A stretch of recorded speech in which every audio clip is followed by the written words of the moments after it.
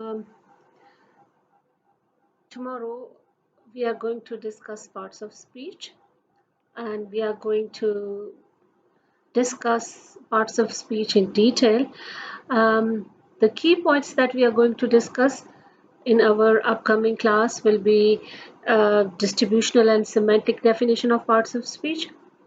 We'll try to identify parts of speech by its distribution. We will also discuss open class and closed class parts of speech. We will discuss the lexical and functional categories of the parts of speech. We will try to identify the subcategories using feature notations. We will identify plural nouns, mass nouns, count nouns, and distinguish them with their features. We will also be discussing verbs according to their argument structure, and we will try to understand the transitive, intransitive, and ditransitive structures.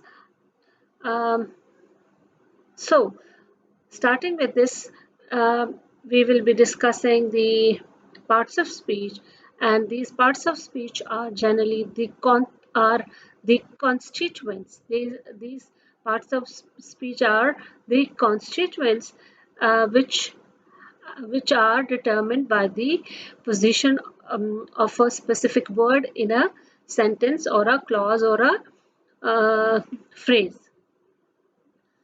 Um, then the distribution, as far as the distribution is concerned, the distributions and distributional definition is concerned, parts of speech are determined based upon their distribution. So we have both morphological distribution that includes a fixation in a word, and then we have syntactic distribution. This is about the arrangement of a word, of the words in a given structure, such as this a sentence, a clause, or a phrase. So, starting with distribution, the first important kind of distribution is the complementary distribution. This complementary distribution has two categories, these two categories never appear in the same environment or context. You have when you have complementary distribution, the two categories or subcategories will never appear in the same context. So typically complementary distribution means that two categories are the subtypes of a large class. So then we have open class and closed class parts of speech. So open class parts of speech can take new members or coinage.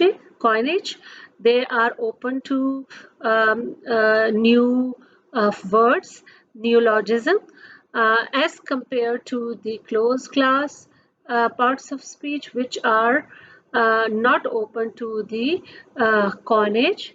They are not open to the neologism.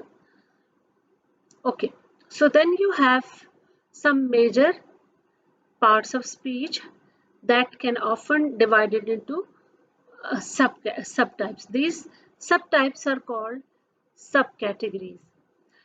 Again, the feature notations on the major categories are a mechanism for indicating these subcategories, and we have tried to understand these notational symbols while we were doing tree diagramming. So then, talking about nouns, the plurality, the concept of plurality is important. So this plurality refers to the number of nouns. It is usually indicated in present day English. It is generally indicated or indicated or is English nouns are generally attached with the with suffix. Um, so generally the singular nouns take determiners, while plural nouns in English do not require a determiner. So then we have mass versus count nouns. So these are the subtypes that we were talking about. This subtype of count versus mass noun um, can appear with determiners and quantifier. So this count noun is generally it appears with quantifier many. So mass noun also appear with much and usually does not take other articles. Again, now predicate. So predicate is generally defined in the context of relationship between individuals being talked about and some facts about them, as well as the relation among the arguments.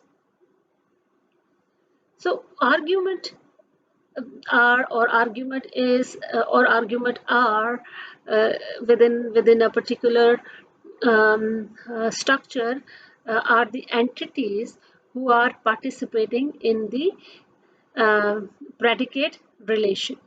So argument structure is generally referred to the number of arguments that a predicate takes.